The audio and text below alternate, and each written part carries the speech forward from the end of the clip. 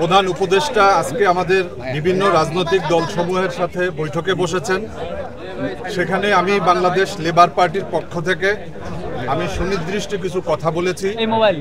আমরা বলেছি যে আমরা কয়েকদিন আগে শুনেছি যে স্থানীয় সরকারের যে উপদেষ্টা তিনি বলেছেন যে সরকার নীতিগতভাবে সিদ্ধান্ত নিয়েছে স্থানীয় সরকার নির্বাচনে।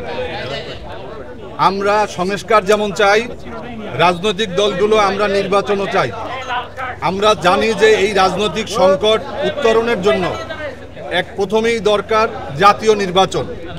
অন্যদিকে এই অন্তর্বর্তীকালীন সরকার তারা চাচ্ছে স্থানীয় সরকার নির্বাচন, যেটা সংঘাত, সংঘর্ষ এবং বিতর্কের সৃষ্টি করবে।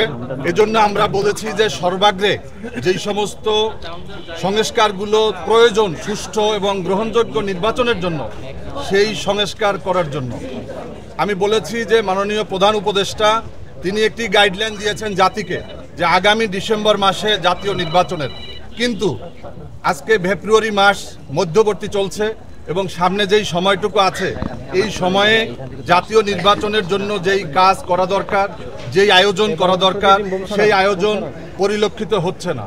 এজন্য দৃশ্যমানভাবে এই কাজ করা দরকার।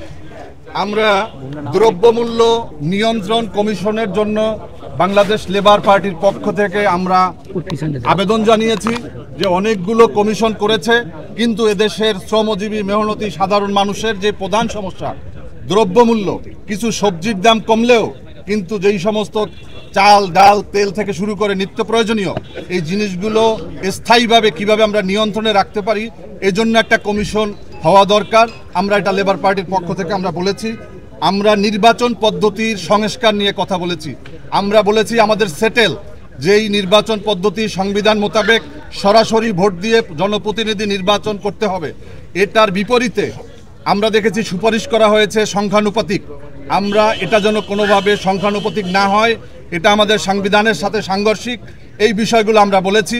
আমরা বিশ্বাস করি সরকার এদেশের জনগণের প্রতি আস্থা এবং বিশ্বাস এবং আগামী দিনের পথ চলাকে সুন্দর করার জন্য সবাই তারা সুন্দর একটা সিদ্ধান্ত নেবে এবং আগামীতে আমাদের বিভিন্ন সংস্কার কমিশনের সাথে রাজনৈতিক দলগুলোর সাথে আমাদের বৈঠক হবে।